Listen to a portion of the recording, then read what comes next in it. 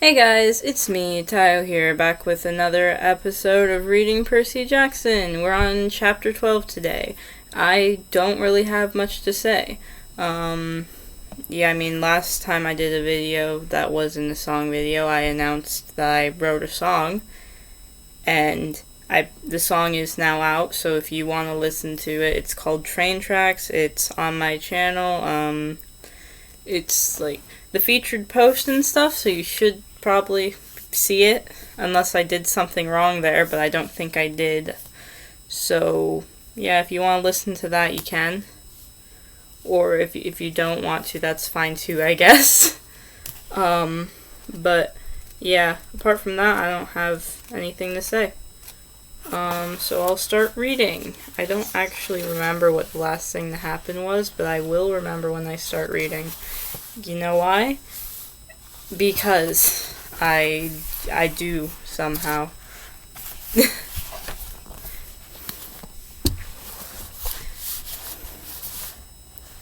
Okay, so this is chapter 12.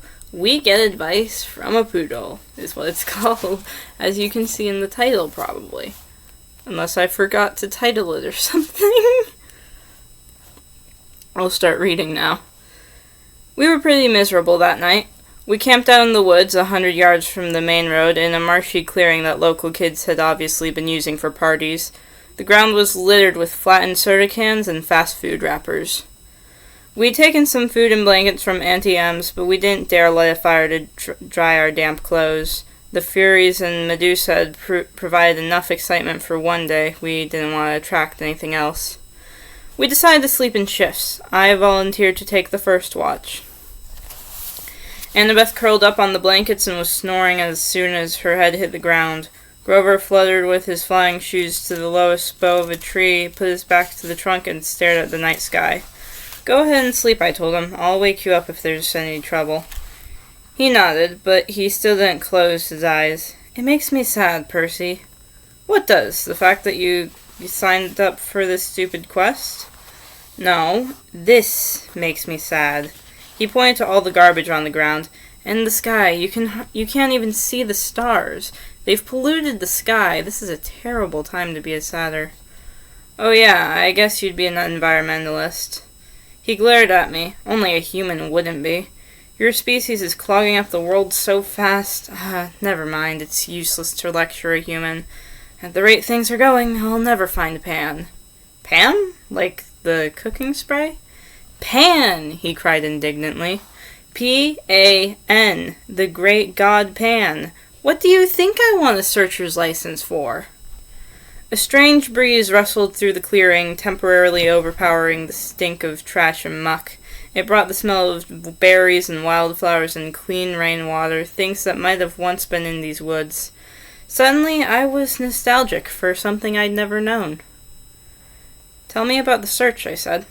Grover looked at me cautiously, as if he were afraid I was just making fun.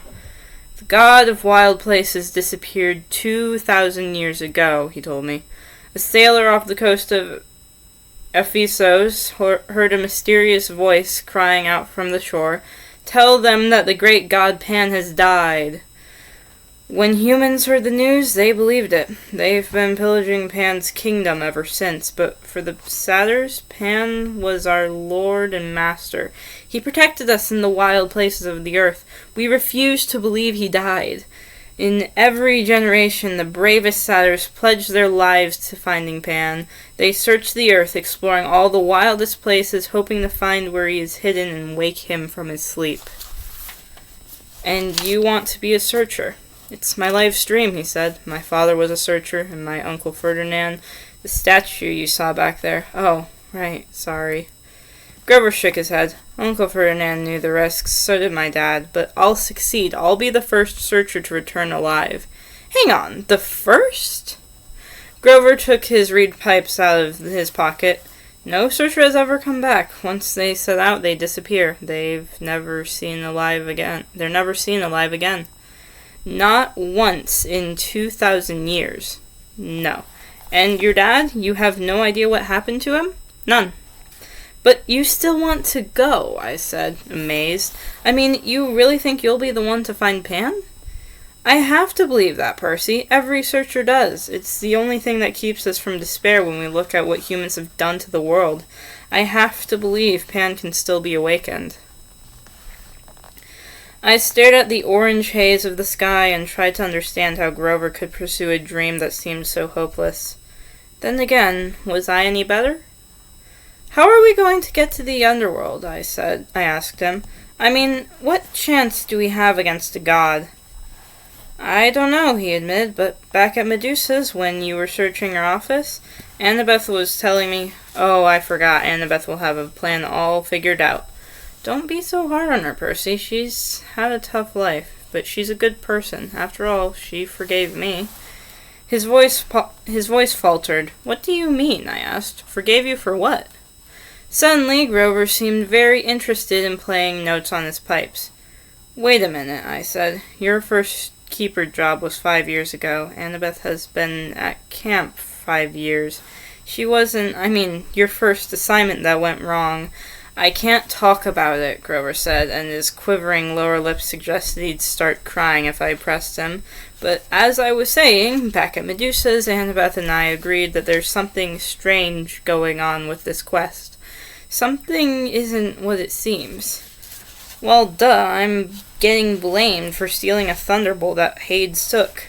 That's not what I mean, Grover said. The kindly ones were sort of holding back. Like Miss Dodds at Yancey Academy, why did she wait so long to kill you? Then on the bus, they just weren't as aggressive as they could have been. They seemed plenty aggressive to me. Grover shook his head. They were screeching at us. Where is it? Where? Asking about me, I said.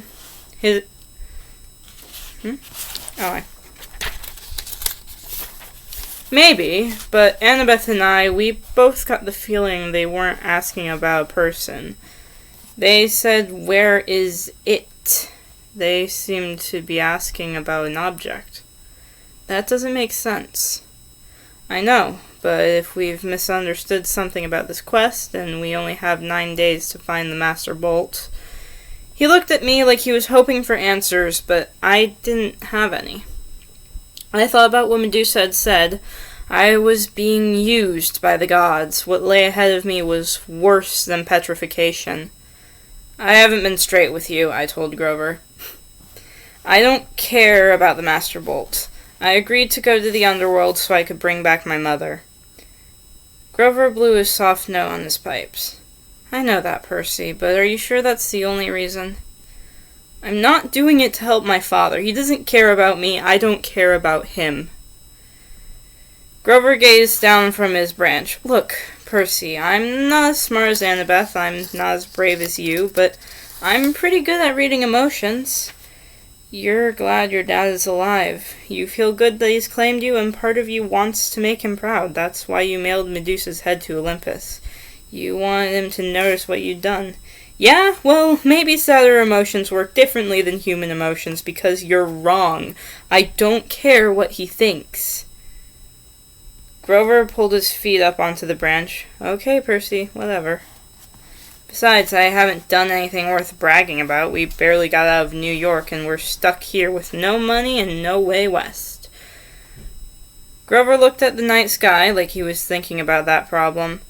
How about I take the first watch, huh? You should get some sleep.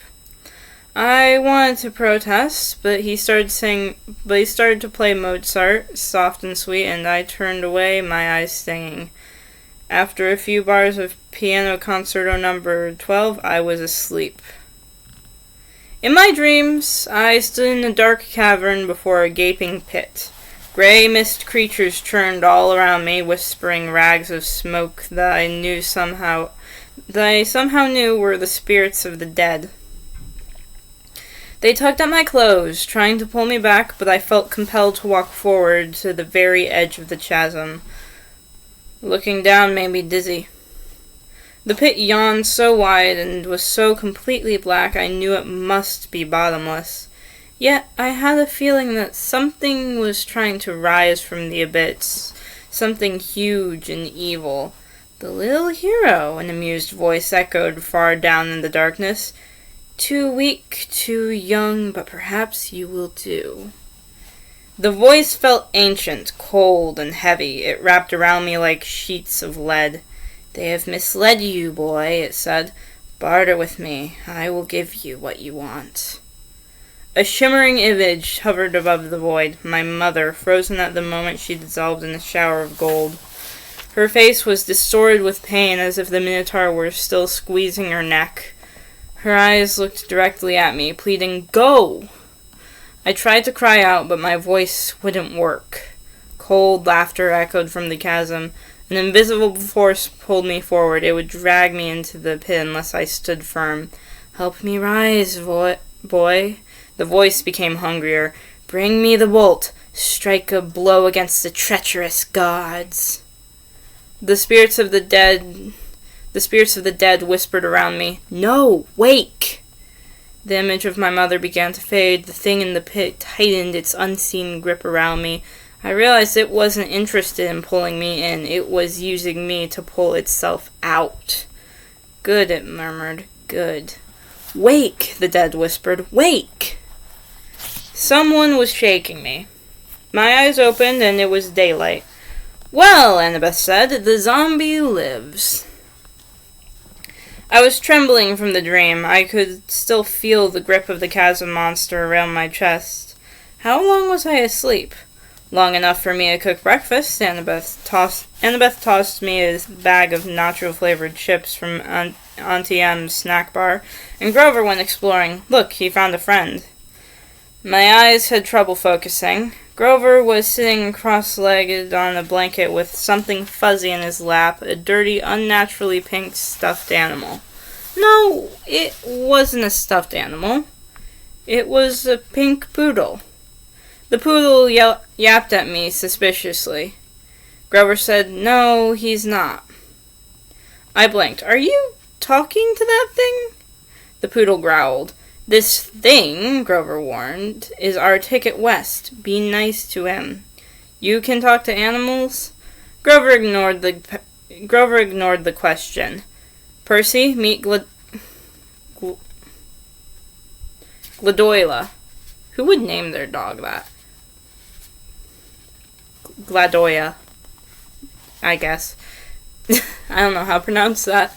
"Percy, meet Gladoya. Gladoya, Percy."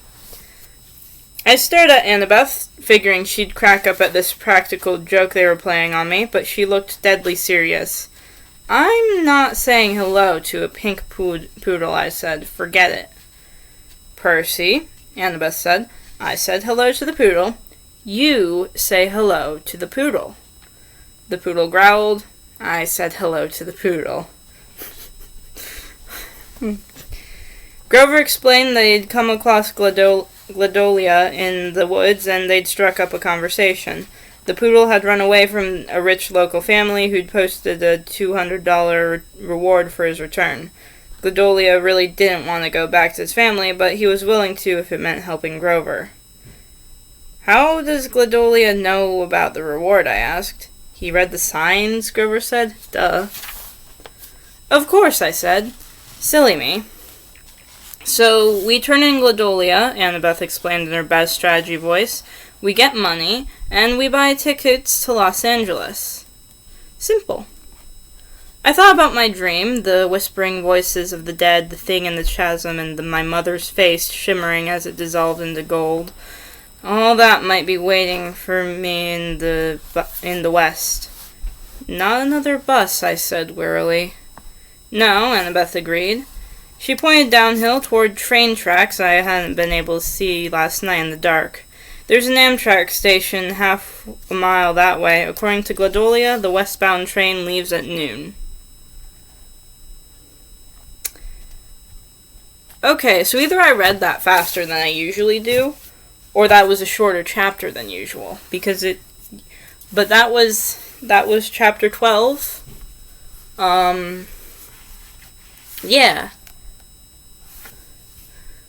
Yeah, that was chapter 12. So, I don't have anything else to say. So, bye.